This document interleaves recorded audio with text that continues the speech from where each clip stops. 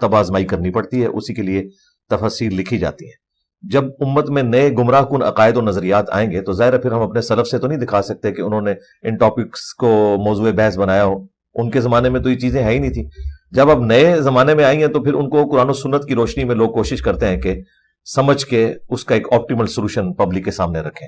और ज़ाहिर है उसमें बाजुकात लोग ज्यादती भी कर जाते हैं। कुरान और सुन्नत की तालीमात में कोई चीज़ हराम नहीं होती, उसे धक्के के साथ हराम करने की कोशिश करते हैं, जिसकी सबसे नुमाइंदा मिसाल ये तस्वीर का मसला था। हालांकि जब ये तस्वीर का इशू शुरू हुआ उस वक्त भी जो पढ़े लिखे उलमा थे, मौलाना मदूदी रहिमहुल्लाह, डॉक्टर इसरार साहब रहिमहुल्लाह ताला, डॉक्टर तैयब कादरी साहब, उनसे हमें लाख इख्तलाफ, लेकिन कम से कम इस हवाले से उनकी सोच खुली थी।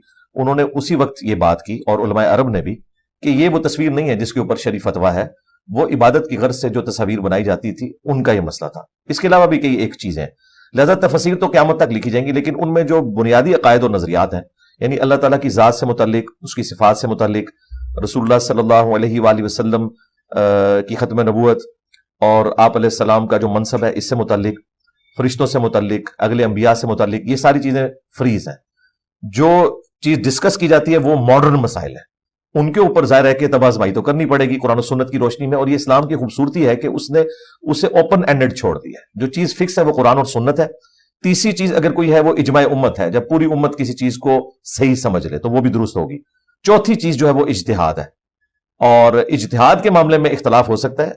अगर आप समझते हैं कि फलां शख्स की राय कुरान और सुन्नत के ज्यादा नजदीक है तो वो आप रख सकते हैं। रहा जो ये इख्तलाफ का मसला कि तराजिम के बावजूद इख्तलाफ है, वो बेसिकली तफसीर की वजह से इख्तलाफ हुआ है। तराजिम से कोई ऐसा इख्तलाफ पैदा नहीं हुआ। इक्का दुक्का जगह पे अगर किसी ने डंडी मारी है ना तो वो पकड़ी गई है। आज के इस मॉडर्न दौर में जबकि अरबी एक जिंदा लैंग्वेज है, कुरान की बरकत से अरबी जुबान एटलीस्ट उन अल्फाज तक, प्रेपोजिशंस तक फ्रीज हो चुकी है जो 8 से 1400 साल पहले जिसमें कुरान नाजिल हुआ था। वरना 100 साल के अंदर जुबान जो है वो ट्रांसफॉर्म हो जाती है। 8 से 70-80 साल पहले की आप किताबें पढ़ें, उर्दू में आवेगा जावेगा नहीं समझी जा सकती, लेकिन अरबी की ये खसूसियत है कि कुरान की वजह से वो फिक्स होगी। हाँ, वोकैबुलरी उसमें ऐड हुई है। ज़ाहिर आज के जमाने की जो चीजें उनके लिए आज के दौर के अल्फाज इस्तेमाल किए जाएंगे, लेकिन वो बुनियादी अरबी अपनी जगह मौजूद है। आप गूगल ट्रांसलेटर में जाके कुरान की आयत एक जगह डालें, वो आपको ट्रांसलेशन करके बता देगा। ये बड़े दुख की बात है कि दुनिया में बीबीसी या CNN के ऊपर कोई पट्टी चलती है न्यूज की, तो अफ्रीका में रहने वाला इंसान, अमेरिका में रहने वाला इंसान, यूके में रहने वाला इंसान, सब कॉन्टिनेंट का इंसान एक ही मतलब उसका लेता है। लेकिन कुरान के केस में एक ही आयत है, तर्जुमा भी एक है, और बिल्कुल 180 डिग्री लोग तराजिम में से तफसीर में अपने मामलात को दाखिल करके बेईमानी कर रहे होते हैं। यही वो चीज है जिसके बारे में कहा गया था, युदिल्लु बिही कसीरन व यहदी बिही कसीरा, यानी जो लोग गुमराह होना चाहते हैं अल्लाह ताला इस किताब के जरिए उन्हें गुमराह करेगा, इस किताब के जरिए हिदायत देगा। किताब तो किताब हिदायत है, ये गुमराह नहीं करती। अगर किसी का ये अकीदा है ये किताब गुमराह करती है तो वो तो काफिर है, ये हुदल लिन्नास है। लेकिन इसके साथ तबाज़माई करके जानबूझ के जो उसमें माना उछल उछल के बाहर निकल रहा है, मसलन इय्याका नअबुदु व इय्याका नस्तईन, ये आप गोरे के सामने रखें। आज भी 1 करोड़ क्रिश्चियंस ऐसे हैं जो बाई बर्थ अरेबिक जुबान बोलते हैं, उन्हें अरबी सीखने की जरूरत नहीं, उनके सामने रखें ये आयत इय्याका नअबुदु व इय्याका नस्तईन, उन्हें समझ आ जाती है। जी उन्हें समझ आ जाती है, लेकिन मुसलमान को नहीं समझ आती। वो इसके बाद मरे हुए बुजुर्गों को पुकारता है, उनसे अपनी दुआएं करता है, इल्तिजाएं करता है।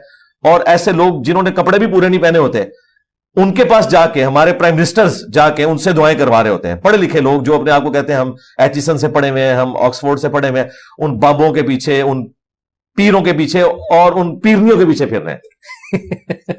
अच्छा, जब हम आयात का हवाला दे रहे हैं कि वो बड़ी क्लियर हैं, बहुत वाज़ेह हैं, तो जो इब्तिदा हुई वही की, उसके बारे में इतने मुख्तलिफ आरा क्यों मौजूद हैं? एक वाक़या गारे हिरा और वो सारा तो हमने सुना हुआ है, लेकिन अब गांधी साहब जब बताते हैं कि वो तो सिदरतुल मुंतहा और वो वाक़यात जिनको हम अमूमन मिराज से मंसूब करते हैं, वो कहते हैं नहीं वो पहली वही थी, और उसको बिल्कुल मुख्तलिफ एक तस्वीर पेश करते हैं। ये ऐसा क्यों है, इतना तब्दील क्यों हो जाता है? गांधी साहब जी बाज मामलात में वो अकायद और नजरियात बता रहे हैं जो दीन की बेसिक्स से मुतालिक हैं। अगर ये जदीद फिकी अहकाम व मसाइल पे बोलते ना, हम उनकी बात को तवज्जो भी देते, लेकिन जो चीजें फ्रीज हो चुकी हैं अकायद और नजरियात के एतबार से, अब साइंस ने उसमें कोई वैल्यू एडिशन नहीं करनी।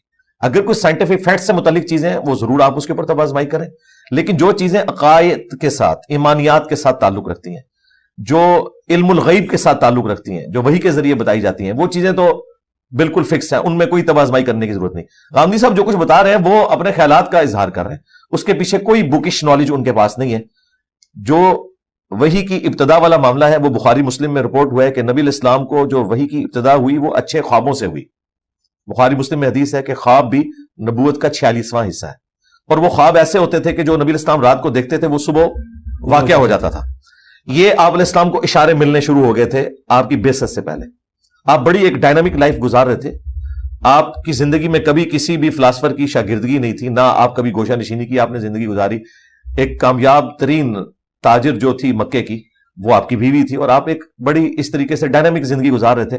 بخاری مسلم میں آتا ہے کہ جب آپ کی زندگی کا 40واں سال شروع ہوا تو ابتدان دنیا سے دل اچاٹ ہونا شروع ہو گیا. یہ آپ کے اوپر ایک اللہ تعالیٰ نے کیفیت طاری کی, یہ آپ کی کوئی ایکوائرڈ کی ہوئی نہیں تھی, یہ آپ کے اوپر طاری کی گئی. چند دنوں کے لیے آپ غار حرا میں جا کے غور و تفکر کرتے تھے, وہ اللہ تعالیٰ ان کو گائیڈ کر رہا تھا کہ آپ وہاں جائیں. ظاہر ہے کہ پبلکلی یہ سب کچھ نہیں ہونا تھا. تو سیدہ ختیجہ ان کو ٹفن میں کھانا باندھ دیتی تھی. یہاں پہ آپ کے بزرگوں کے بارے میں مشہور ہے کہ وہ 40 سال تک پتے کھاتے رہے یا بغیر کھائے بھی زندہ رہے. ہاں, تو ان کو میں پھکی دیتا ہوں کہ تمہارے پیغمبر جو تھے وہ تو گھر سے کھانا لے کے جاتے تھے. پھر وہاں پہ یہ وحی کا سلسلہ شروع ہوا. وہ ایک واقعہ تھا, یہ نہیں کہ نبی علیہ السلام نے وہاں کوئی گوشہ نشینی کی, جی وہیں پہ نازل ہوئی ہے. تو یہ غامدی صاحب جو یہ باتیں کر رہے ہیں یہ کوئی سپورٹیو نہیں ہے قرآن سے یا بخاری سے یا مسلم سے. اس طریقے سے زبردستی کو رزلٹ نکالنا ہے, اس کا تو کوئی اینڈ رزلٹ نہیں. باقی کچھ چیزیں ظاہر ہے سنت کے ذریعے ہمیں پتہ چلی ہیں, اور سنت کا ریکارڈ جو ہے وہ صحیح الاسناد احادیث ہے, انہیں آپ ڈینائی نہیں کر سکتے. اس کی اصل قرآن میں موجود ہے. نبی صلی اللہ علیہ وآلہ وسلم سے جب کفار کی بحث شروع ہوئی تو اللہ تعالیٰ نے فرمایا کہ ان سے فرماؤ ایتونی بکتاب من قبل ھذا او اثارۃ من علم ان کنتم صادقین. ان سے فرماؤ کہ اگر تم میری کتاب کو نہیں مانتے تو تمہارے پاس اگر کوئی الہامی کتاب ہے وہ لے آؤ. او اثارۃ من علم, یا علم کے آثار. قرآن خود مان رہا ہے کہ کتابوں کے پیرلل بھی علم کے آثار ہوتے ہیں, یعنی انبیاء کرام کی سنت, ان کا ریٹن ریکارڈ, اگر تم سچے ہو. یعنی اس میں علم کا بھی ذکر آ گیا, کتاب کا بھی. اسی کو میں نے کہا تھا نا کہ نہ میں وہابی نہ میں بابی, میں ہوں مسلم علمی کتابی. یعنی علم کے آثار اور کتاب کو آپ نے فالو کرنا ہے. سنت پیرلل میں ایک سورس ہے دین کو حاصل کرنے کا, اور سنت کا انکار غامدی صاحب نہیں کرتے. ان کا اختلاف جو ہے وہ اس کے حدیث. اب یہ کہنا کہ سنت اور حدیث میں فرق ہے, ٹھیک ہے, دقت نظر سے دیکھا جائے سورس کیا ہے, سنت کا سورس تو حدیث ہی, صرف حدیث ہے. آج کی ڈیٹ میں تو یہی ہے. اگر یہ کہنا عملی تواتر ہے تو وہاں جا کے پھر غامدی صاحب جو ہے پھر دوسری ڈاکٹرن اڈاپٹ کر لیتے ہیں. جب ہم رفع الیدین کی بات کرتے ہیں تو وہ کہتے ہیں جی اتنے لوگ رفع الیدین نہیں کر رہے, تو عملی تواتر تو پھر عرب کے لوگوں کا دیکھنا چاہیے جہاں کبھی نان مسلم کی حکومت نہیں رہی 1400 سال, وہ صحابہ کرام کی اولاد میں سے. وہاں آ کے غامدی صاحب پھر اپنا قانون بدل لیتے ہیں. تو ویسے یہ حیران کن بات ہے, انہوں نے اپنی کتاب میں جو نماز کا طریقہ لکھا ہے نا وہ وہی بخاری مسلم رفع الیدین والا لکھا ہے. پریکٹیکلی میرے پیچھے انہوں نے ایک دفعہ نماز پڑھی, بلکہ انہوں نے اعزاز دیا, میں نے تو انہیں کہا تھا آپ امامت کروائیں. تو مجھے بعد میں ساتھیوں نے بتایا کہ انہوں نے بغیر رفع الیدین کے نماز پڑھی, اگرچہ وہ قائل ہے کہ یہ افضل طریقہ ہے. تو کوئی اصول کھڑا کرے, اس کے اوپر بات کریں. جو سنت ہے جو اجماعی طریقے سے عملی تواتر سے ٹرانسفر ہوئی ہے, جہاں دو رائے موجود نہیں ہے, وہ تو بالکل ٹھیک ہے. لیکن جب دو رائے آئیں گی, یعنی ایک جماعت کہتی ہے کہ گرین پگڑی جو ہے وہ سنت ہے, انہوں نے 1981 میں اس کے اوپر ایک جماعت لانچ کر دی. دوسرے لوگ کہتے ہیں نہیں یہ وائٹ اور بلیک سنت ہے. اب ہم کہاں جائیں گے؟ کتاب کی طرف جائیں گے نا. اور کتابیں 1200 سال پہلے فریز ہوئی ہیں, آج کی فریز ہوئی بھی نہیں ہے. یعنی یہ کتابوں کا احسان ہے امت پہ کہ 1200 سال کا آپ کو سفر ایک چھلانگ میں وہ کروا دیتی ہیں کہ آج سے 1200 سال پہلے سنت کیا تھی جسے ریٹن ریکارڈ میں حدیث کی شکل میں لایا گیا. یہ تو بہت بڑی ایک نعمت ہے, اور غامدی صاحب اس چیز کو مانتے ہیں. جب انہیں خود بنو امیہ کا دفاع کرنا پڑتا ہے نا تو وہ پھر تاریخ کی جھوٹی من گھڑت بے سند روایتیں بھی لے آتے ہیں, اور جب بنو امیہ کی دم پہ پاؤں آ رہا ہوتا ہے تو پھر بخاری مسلم بھی انہیں نظر نہیں آتے. اصل میں نا وہ رزلٹ پہلے فکس کر لیتے ہیں, اس میں پھر فکس کرنے کی کوشش کرتے ہیں. ہم جیسے سمجھداروں کو تو سمجھ آ رہی ہے, میں نے انہیں کئی جگہ پہ اس حوالے سے ایکسپوز کیا, اگرچہ میں ان کی بہت عزت کرتا ہوں, لیکن بعض اوقات وہ اتنا بڑا بلنڈر کرتے ہیں کہ ہم ایکسپیکٹ نہیں کرتے.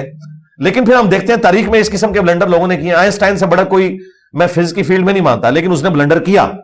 پھر جب ہبل نے ٹیلیسکوپ کے ذریعے دیکھا کہ یونیورس ایکسپینڈ کر رہی ہے تو اس نے مانا کہ میرے بھی میتھمیٹیکل ایکویشن میں ایکسپینڈنگ یونیورس آ رہا تھا. یہ میری زندگی کا سب سے بڑا بلنڈر ہے کہ میں نے جو پریزنٹ باقی سائنٹسٹ تھے نا ان کا ریگارڈ کرتے ہوئے میں نے, چونکہ وہ اسٹیڈی اسٹیٹ تھیوری کو لے کے چل رہے تھے, میں نے ایکسپینڈنگ یونیورس کو دبا لیا. لیکن اب میں معافی مانگتا ہوں.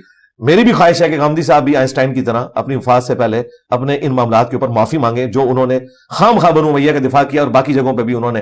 اب دیکھیں جہاں پہ وہ پگ کے یعنی ہارٹ کو فٹ کرنے کی باری آتی ہے، وہاں تو مولویوں سے بھی زیادہ ہارڈ لائنر ہو گئے ہیں. وہ لگ ہی نہیں رہا کہ یہ وہی غامدی صاحب ہیں، یہ وہی لبرل غامدی صاحب ہیں جو کئی معاملات کے اندر کرتے ہیں. ادھر تو انہوں نے پتہ نہیں کیا کچھ کرنا شروع کر دیا. تو بڑا افسوس ہوتا ہے کہ اصول اور مبادی وہ ایک نہیں رکھتے. اچھا، اس میں آپ نے دو چیزیں بتا دی، ایک تو جو اسٹیبلشڈ فیکٹس ہیں اور ایک وقت کے ساتھ ساتھ سائنس کے ساتھ جو ڈیولپ ہوتے جائیں گے. ہم اگر ان دونوں پہ بات کریں تو جن ایک مخلوق ہے جس کے بارے میں جو ہمیں علم ملتا ہے وہ یہ ہے کہ وہ اچک لیتے تھے آیات بھی یا وحی کو راستے میں سے، اور ان کی ایک جماعت نے قرآن سنا اور ایمان لے آئے. اور اب کچھ علماء ہمیں بتاتے ہیں کہ نہیں وہ تو جراثیم ہیں اور وہ تو کچھ بھی نہیں ہے. یہ کیا وجہ ہے اس طرح؟ اس قسم کا اگر کسی کا عقیدہ ہے تو وہ تو کافر ہے جی، اسلام کی روح سے بالکل گمراہ نہیں ہے، وہ کافر ہے جی. بالکل. جن ایک پیرلل میں مخلوق ہے. قرآن حکیم میں اللہ تعالیٰ نے سورۃ الحجر کے اندر سورۃ الرحمن میں بالکل واضح فرمایا کہ انسان کو اللہ تعالیٰ نے مٹی سے پیدا کیا اور جنات کو آگ کی لپٹ سے پیدا کیا، یعنی اوپر والا جو ان سین پورشن ہوتا ہے نا فلیم کے بالکل اوپر، اس سے پیدا کیا. صحیح مسلم میں حدیث ہے کہ اللہ تعالیٰ نے انسان کو مٹی سے، جنات کو آگ سے اور فرشتوں کو نور سے پیدا کیا.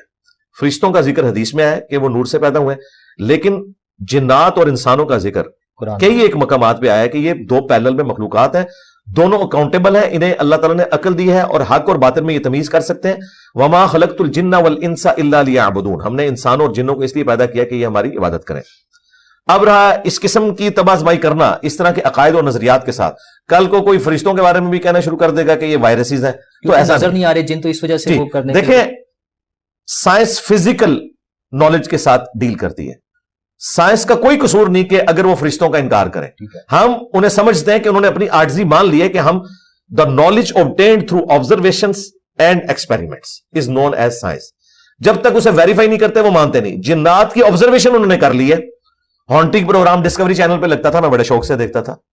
وہ مانتے ہیں وہاں پہ باقاعدہ آفیسز ہیں کہ جب اس طرح گھروں میں جنات کا معاملہ ہوتا ہے وہ کیمرے لگا کے سی سی ٹی وی کیمروں کے ذریعے وہ چیزیں آبزرو کرتے ہیں لوگوں کے ساتھ جو کچھ ہو رہا ہوتا ہے. وہ کہہ رہے ہیں یہ ہو رہا ہے لیکن وہ ڈیٹیکٹ ہم اس طریقے سے نہیں کر پا رہے، لیکن آبزرویشن میں یہ چیز آ چکی ہے ہاں کہ ہے یہ. اچھا، یہ جنوں سے ایک عام آدمی کو تو نہیں فرق پڑتا، اس کا مذہبی پہلو اپنی جگہ، لیکن ایک اور ایسپیکٹ ایسا ہے جس سے ایک عام آدمی کو بڑا فرق پڑتا ہے. بڑے ہم نے خواب دیکھے ہیں، بڑی وہ خیالات ہوتے ہیں، اور گاندھی صاحب کہہ دیتے ہیں کہ وہ حوریں تو چیز ہی کوئی نہیں ہے، وہ تو آپ کی بیویاں ہوں گی. تو پھر ہمارا تو دل ہی ٹوٹ جاتا ہے کہ اگر حوریں ہماری بیویاں ہوں گی صرف، اور جبکہ ہمیں جو علم ملتا ہے وہ یہ ہے کہ انہیں اس سے پہلے نہ انسانوں نے نہ جنہوں نے کسی نے چھوا نہیں ہوگا. تو یہ ایک الگ مخلوق ہے اور اس کی باقاعدہ وضاحت کی گئی ہے قرآن میں بھی.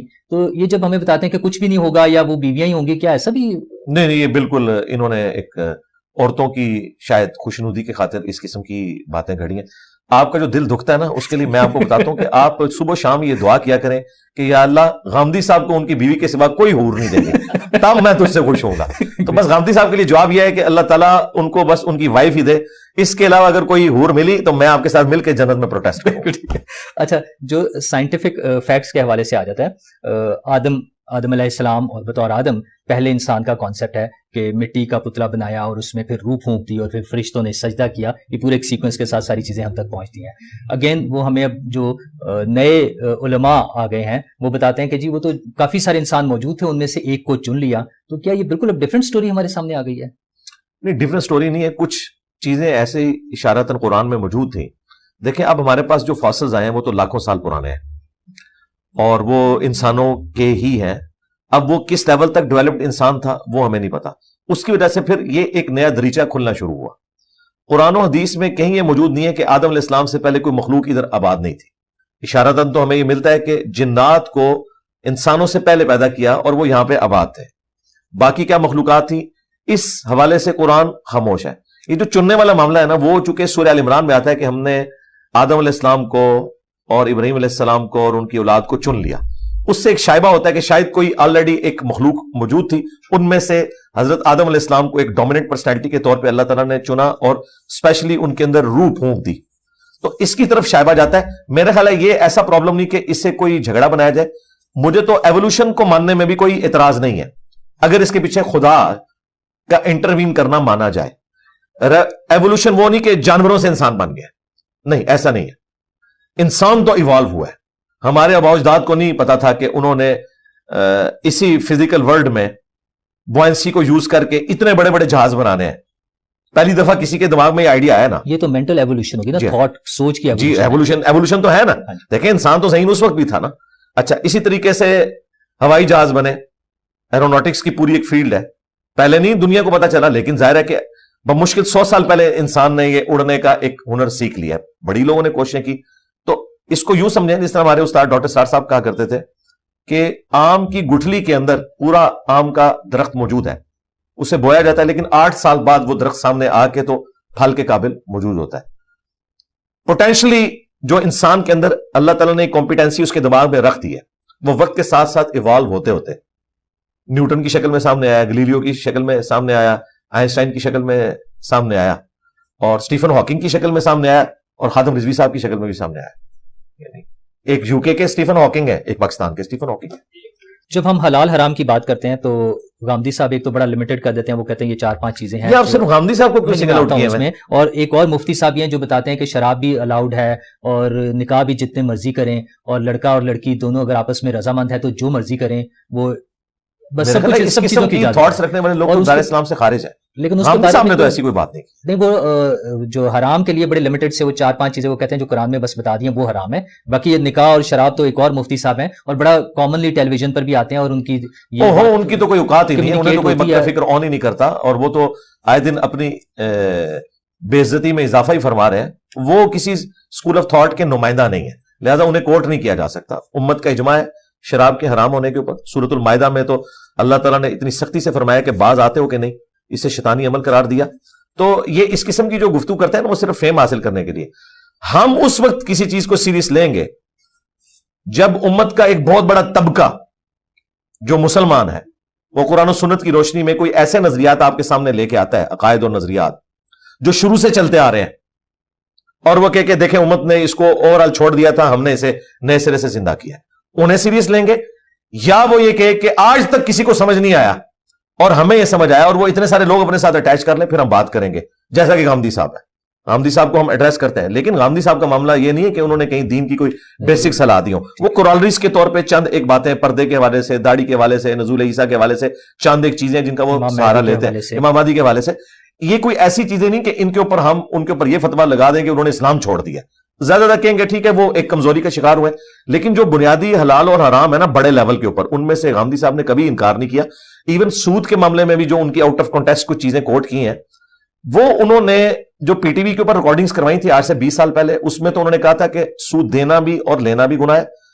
جس طرح وہ صرف لینے پر آ گئے, دینے پہ کہتے ہیں. تو بس ٹھیک ہے, وہ اپنی پرانی ویڈیوز دیکھ لیں, وہ بالکل ٹھیک بات کرتے تھے کہ زنا بالجبر ہو یا بالرضا ہو, زنا ایک عمل کے طور پہ اللہ تعالیٰ نے حرام کیا, سود بھی ایک عمل کے طور پہ حرام کیا, رشوت کو بھی ایک عمل کے طور پر حرام کیا. لیکن اگر کیٹاسٹرافک کنڈیشن آ جائے, ایک شخص نے اپنے بجلی کا میٹر لگوانا ہے اور رشوت کے بغیر چارہ نہیں ہے, ڈومیسائل بنوانا ہے, شناختی کارڈ کا تو معاملہ آلموسٹ اب سموتھ لائن ہو چکا ہے, لیکن ڈومیسائل میں ابھی بھی اس طرح کی چیزیں انوالو ہیں, وہ کئی ایک چیزیں کھڑی کر دیتے ہیں, یا کبھی بجلی کا میٹر, گیس کا میٹر لگوانا پڑتا ہے, اور یہ بیسک نیڈ ہے. اب مجبوراً دل میں برا